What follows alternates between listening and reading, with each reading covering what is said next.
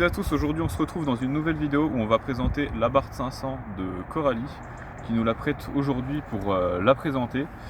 Donc merci à toi Coralie pour ce petit prêt. Donc tu peux la montrer, elle est vraiment super belle dans ce gris. Donc comme tu peux le voir, elle est posée au sol et vraiment elle est montée sur des amortisseurs, je crois que c'est Bilstein la marque, et ils sont super durs. Comme tu peux le voir là, il y a vraiment un espace assez limité. Je passe tout pile ma main, tout simplement. Bon, c'est pas non plus du stance, mais c'est vraiment bas. C'est une configuration piste et qui est carrément horrible pour tous les jours. Mais par contre, ça tient le pavé. Comme tu peux le voir, le petit logo Abarth 595. Les feux qui ont été changés, qui ont été passés sur la face d'après. Et il y a un échappement Monza. Voilà, c'est une super belle voiture, je trouve. Le diffuseur a été peint de la même couleur, comme tu peux le voir, que le reste de la carrosserie. Voilà, avec le petit aileron qui est sympathique sur les Abarth. Voilà, ça j'aime bien. Ça j'aime bien. Le cuir comme ça, avec la broderie Turismo dessus, c'est vraiment super beau. Donc comme tu peux le voir, le coffre est vraiment minuscule. Dedans, voilà quoi. Après, ça fait le taf, hein, peut-être qu'on mettre quand même des petites courses. Et du coup, ça me permet de parler de quelque chose de très important. La puissance de ce bloc est très sympathique pour le poids. Donc c'est une version du coup 140 chevaux. Voilà. Donc avec l'option BMC, voilà, tout simplement. Avec le petit turbo, donc c'est un petit 1,4 litre turbo compressé. Ici on a le petit bouchon de réservoir d'huile en option, je crois, ou alors c'est peut-être sur la version Turismo. Dites-moi en commentaire si je dis une connerie. Après, en esthétique, je crois que j'ai tout dit, hein. Le reste, vous pouvez le voir de vos propres yeux. On peut voir qu'elle est rétrochromée, des petites touches de chrome comme ça, je trouve ça sympa. Il y en a qui aiment, il y en a qui n'aiment pas.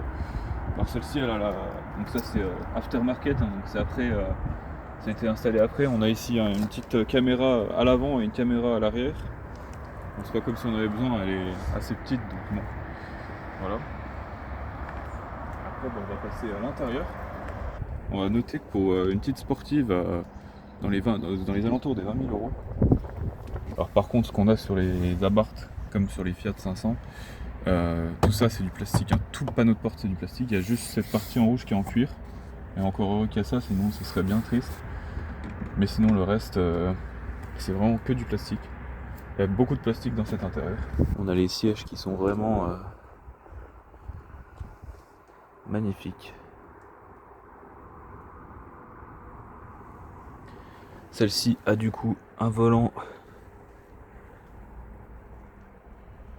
rouge, donc en biton. Alors vu de l'intérieur, ça donne ça. On a le petit compteur, donc avec ici le petit manomètre de pression de turbo. Et ça c'est vraiment sympa. Ici, du coup, on a le nombre de tours minute, la jauge à l'essence, etc. Bon, vous connaissez. Avec les sièges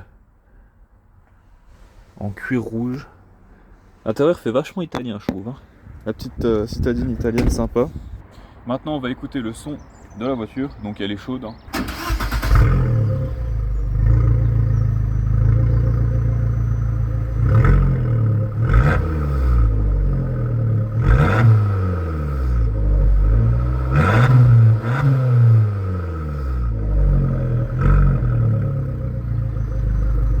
Maintenant on va passer au plus cool de la vidéo, donc l'essai routier.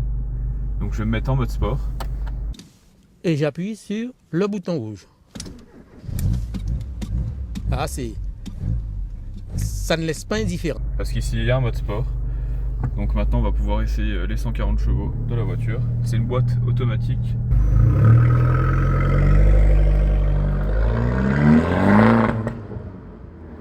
C'est une boîte manuelle robotisée comme sur la Smart que j'ai essayé. Donc n'hésitez pas à aller voir l'autre vidéo.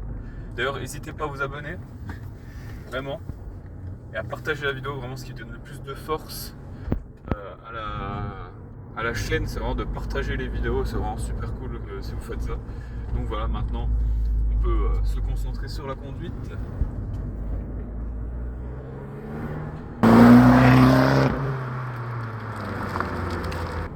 sport ça donne quoi? Qu'est-ce que ça change? Alors, on a du coup les valves d'échappement qui se ferment différemment. Si je dis une connerie, dites-moi. Et on a du coup le volant qui est plus dur et la pédale d'accélérateur qui est plus, comment dire, plus nerveuse. Donc c'est vraiment plus sympa de conduire. Donc ouais, ça marche.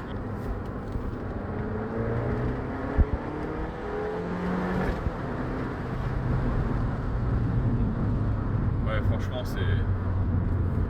Et puis les amortisseurs ça change vraiment tout parce que sans les amortisseurs ça tient pas si bien la route et avec les amortisseurs comme ça ouais, franchement c'est un plaisir. J'arrête d'accélérer direct parce que on arrive directement à la vitesse limite et voire un peu plus et franchement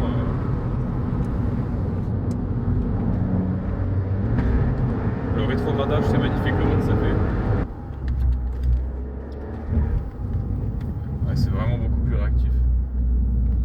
Par contre, c'est une traction, c'est un peu moins cool à rouler, mais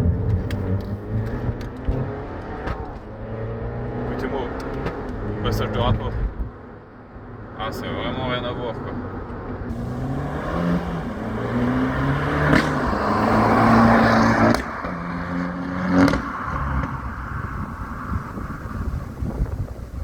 Ah, franchement, c'est un bonheur, on entend le passage des rapports, écoute. C'est magnifique. Vraiment, c'est la voiture sportive accessible qui est vraiment super agréable. Je sais pas si ça s'entend, par contre, elle est hyper tape-cul, les gars. Elle est hyper tape-cul. Putain. Au niveau rapport, comment dire, utilisation de tous les jours, sportivité, elle est vraiment top. Parce que autant au niveau sensation de conduite, on est vraiment moins bien servi que dans la Smart par contre, parce que la Smart vraiment c'est une propulsion, on ressent le moteur, on ressent la route, on a une direction qui est super agréable. Là vraiment le défaut de cette voiture c'est la direction, on a vraiment l'impression de rouler en camionnette quoi. Vous voyez, on est vraiment, on n'a pas de ressenti de route, c'est vraiment direction électrique surassistée quoi. Et même en mode sport, elle est trop molle. Vraiment, je suis là avec mon doigt, j'ai l'impression de conduire une Rolls quoi. Tu vois, c'est vraiment, c'est confortable, c'est bien pour tous les jours. Mais en conduite sportive c'est pas cool. Mais par contre il y a quand même un bon compromis tu vois entre la sportivité et le fait de pouvoir l'utiliser tous les jours, je trouve. Donc voilà. Et puis elle a un magnifique bruit, un super moteur. Comme tu peux l'entendre, écoute.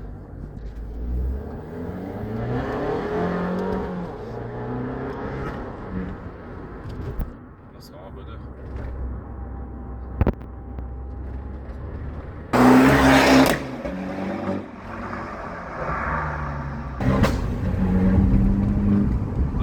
Ça claque quand tu passes les vitesses.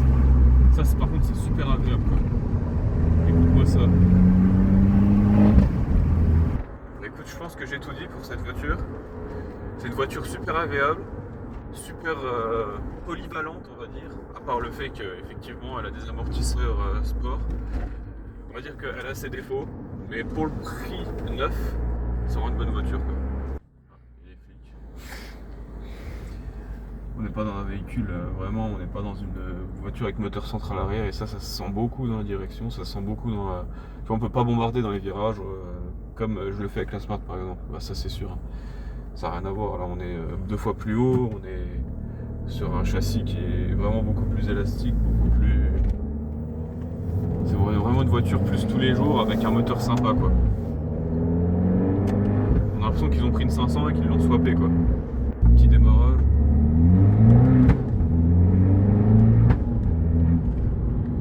Franchement elle marche bien. Elle marche super bien. Du coup le résumé de cette voiture c'est que c'est un petit pot de yaourt, une Fiat 500 qui a l'air vraiment lambda au niveau de la réaction de conduire, tout ça. Mais avec un moteur comme si on l'avait swappé quoi. Donc ça donne un truc vraiment qui est un peu ouf je trouve.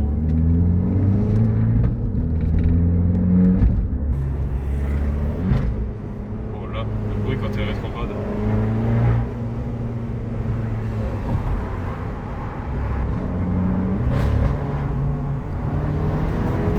je suis en train de faire le montage et je viens de remarquer que j'ai pas fait l'outro. J'espère que la vidéo vous a plu et à bientôt pour d'autres vidéos. N'hésitez pas à mettre un like. Bon allez, salut.